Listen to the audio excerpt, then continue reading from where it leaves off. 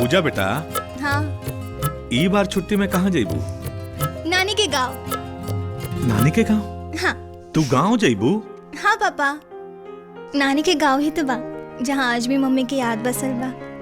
हाँ बेटा, बाकी तू तो कहत रहलू कि कहीं और जाए के बा। ना पापा, हम नानी के गाँव ही जाए। अरे गाँव ही तो बा जहाँ आज भी मजा मिलत रहेला। पीपर बरगद के छाव में, बड़ बुजुर्ग के पाँव में। और पापा, हाँ? भले आदमी के जेब में फूटी कौड़ी ना हो, लेकिन चेहरा पे मुस्कान लग टकिया रहेला। चलो चलो। लीला हे माता तीता, हम लाम दीते भेदल भूत हैं। हे बजरंगबली, हम आखिरी बार कह रहे हैं। अरे ठीक से बोला, फिर से बोला। हे माता तीता, हम लाम दीते भेदल भूत हैं।